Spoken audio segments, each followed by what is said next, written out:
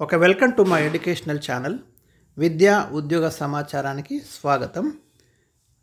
మీకు 2 రోజుల నుంచి కరెంట్ అఫైర్స్ అప్లోడ్ చేయలేదు. ఈ 2 రోజులే కలిపి 2 వీడియోస్లో తప్పకుండా అప్లోడ్ చేస్తాను. ఈ వీడియోలో కొన్ని, మరొక వీడియోలో కొన్ని అంశాలు అయితే మీ ముందుకు తీసుకొస్తాను.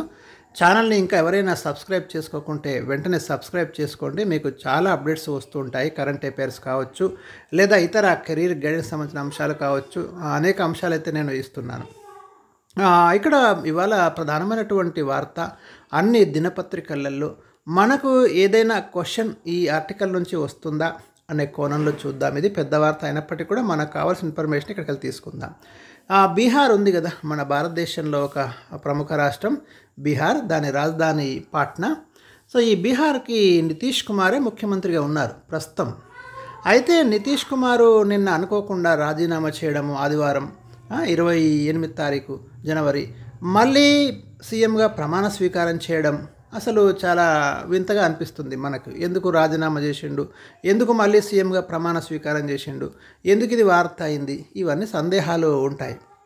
నితీష్ కుమారు బీహార్లో జేడీయూ అన్నట్టు, జనతాదళ్ యునైటెడ్ అన్నట్టు, యూ అంటే ఇక్కడ యునైటెడ్, ఈ జనతాదళ్ పార్టీకి చెందినటువంటి నితీష్ కుమారు ఆర్జేడీ సపోర్ట్ తోటి ఇన్ని రోజులు ముఖ్యమంత్రిగా కొనసాగుతున్నారు.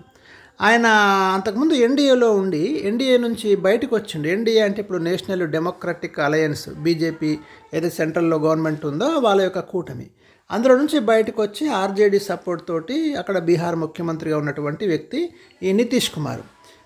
ఎన్డీఏకి వ్యతిరేకంగా ఇండియా కూటమి ఏర్పాటు కావడంలో కూడా నితీష్ కుమారే కీలక పాత్రను పోషించాడు.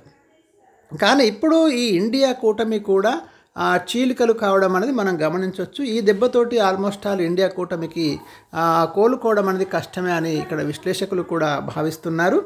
మరి ఎన్డీఏ నుంచి వదిలిపోయి మళ్ళీ ఎన్డీఏలోకి రావడం అనేది జరిగింది ఇక్కడ నితీష్ కుమార్. సరే, మీకేమైనా ప్రశ్న వస్తే ఎన్నోసారి బీహార్ ముఖ్యమంత్రిగా నితీష్ కుమార్ ప్రమాణ స్వీకారం చేశాడు అనే ప్రశ్న రావచ్చు. 9వ ప్రమాణ స్వీకారం చేస్తున్నారు. ఇక్కడ మీరు ఇంపార్టెంట్ అంశాలు చూడండి. బీహార్ ముఖ్యమంత్రి నితీష్ కుమార్ తిరిగి ఎన్డీఏ కూటమిలో చేరారు. 18 నెలల క్రితం వదిలేసిన కూటమిలోకి మళ్ళీ వచ్చేందుకు వీలుగా ఆదివారం ఉదయం తన పదవికి రాజీనామా చేసి కాసేపట్లోనే తిరిగి సీఎంగా ప్రమాణ స్వీకారం చేశాడు. ఇది వినడానికి చాలా విచిత్రంగా ఉంటుంది. సరే, రాజకీయ పరిణామాలు ఇలా చాలా జరుగుతూ ఉంటాయి.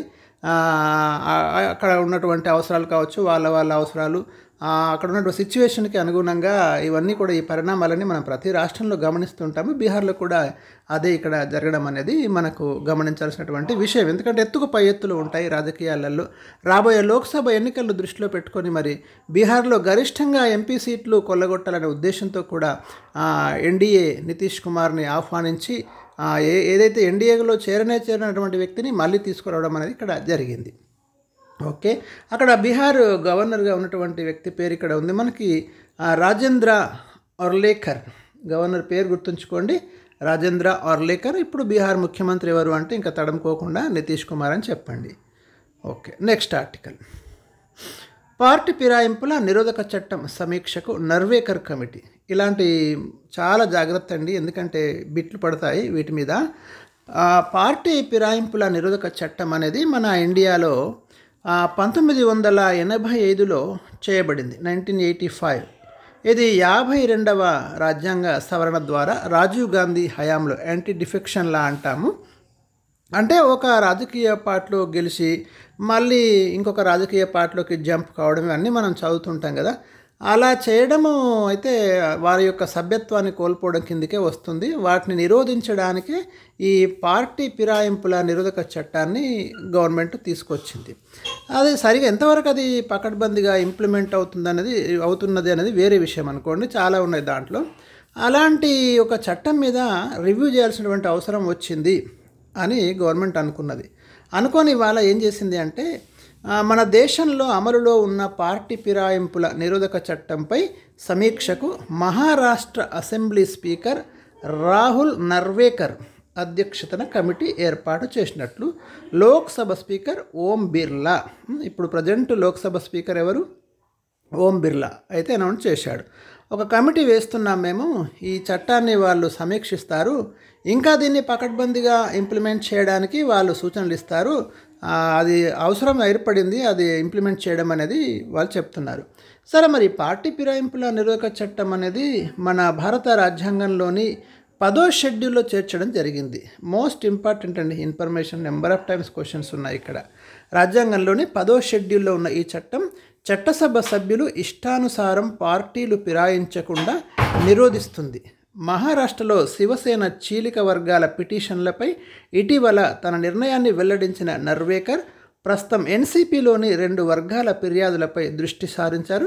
సభలో రికార్డుల నుంచి తొలగించిన వ్యాఖ్యలను ప్రచురించడం, ప్రసారం చేయడం గురించి అడిగిన ప్రశ్నకు ఇది క్లిష్టమైన అంశం, దీన్ని పరిశీలించాల్సి ఉంది అని ఓం బిర్లా అన్నారు. సరే, అంటే ఈ పారాగ్రాఫ్ కంటే మనకు పైన ఉన్న చాలా ఇంపార్టెంట్. ఎవరి నేతృత్వంలో కమిటీ వేస్తున్నారు? పార్టీ ఫిరాయింపుల నిరోధక చట్టం అంటే ఏ షెడ్యూల్లో ఉంది? 10వ షెడ్యూల్లో ఉంది. 1985 52వ రాజ్యాంగ సవరణ ద్వారా దీన్ని తీసుకొచ్చినాం. Next article. ప్రపంచ కుబేరుడిగా బెర్నార్డ్ ఆర్నాల్డ్ అని మీకు కనిపిస్తుంది. మోస్ట్ ఇంపార్టెంట్ న్యూస్ కరెంట్ అఫైర్స్లో ఇది. మరి ప్రపంచంలోనే అత్యంత ధనవంతుడిగా ఇవాళ బెర్నార్డ్ ఆర్నాల్డ్ అయితే మరి రికార్డులకు ఎక్కడం జరిగింది. ఎలాన్ మస్క్ను అధిగమించి అగ్రస్థానానికి చేరాడని ఫోర్బ్స్ రియల్ టైమ్ బిలియనీర్స్ నివేదిక చెప్తుంది. ఈ ఫోర్బ్స్ పత్రిక అమెరికాలో అంటే దాదాపు 1 వీక్ ఒక ఇంపార్టెంట్ న్యూస్ని అయితే ప్రకటిస్తుంది. అన్ని రికార్డ్స్, ఎవరెవరి పేరు మీద ఎలాంటి రికార్డ్స్ ఉన్నాయి, ఎవరెవరు ప్రపంచంలో బిలియనీర్స్గా ఉన్నారు, ప్రతి వారం ఒక సర్వే చేస్తూ ఏదో ఒక అంశంతో మీకు వస్తుంది ఫోర్బ్స్ పత్రిక. ఇవాళ ఇది తీసుకొచ్చింది. చూద్దాం. అంతర్జాతీయ విలాస వస్తువుల కంపెనీ LVMH చైర్మన్, ఈ కంపెనీ పేరు గుర్తుపెట్టుకోండి, ఇక్కడ ప్రశ్న రావడానికి అయితే అవకాశాలు ఉంటాయి. LVMH chairman CEO Bernard Arnold ప్రపంచ కుబేరుడిగా మారారు. టెస్లా కంపెనీ అధినేత ఎలాన్ మస్క్ను అధిగమించి అగ్రస్థానానికి చేరారు. ఫోర్బ్స్ మ్యాగజైన్ రూపొందించిన రియల్ టైమ్ బిలియనీర్స్ జాబితాలో ఆర్నాల్డ్, ఆయన కుటుంబం నికర విలువ గత శుక్రవారం $23.6 బిలియన్ మేర పెరిగి $207.8 బిలియన్ చేరింది. ఇదే సమయంలో టెస్లా CEO నికర విలువ $204.7 బిలియన్ ఉంది. దీంతో ఆయన 2వ స్థానంలో అయితే ఉండడం అనేది జరిగింది. ఇక భారత్ నుంచి మీకు అందరికీ తెలుసు, Reliance industries CMD Mukesh Ambani ప్రపంచ కుబేరుల్లో 11వ స్థానంలో నిలిచారు. ఆయన నికర విలువ $104.4 బిలియన్ ఫోర్బ్స్ నివేదిక అంచనా వేసింది. గౌతమ్ అదానీ $75.7 బిలియన్ నికర విలువతో 16వ స్థానంలో సరిపెట్టుకున్నారు ప్రపంచంలో. ఓకే, ఇది మనకి ఇప్పుడైతే ప్రపంచ కోటీశ్వరుడిగా బెర్నార్డ్ ఆర్నాల్డ్ నిలవడం అనేది జరిగింది. ఇది గుర్తుంచుకోండి, మోస్ట్ ఇంపార్టెంట్ ఆ టాపిక్గా మనం దీన్ని చూడాలి.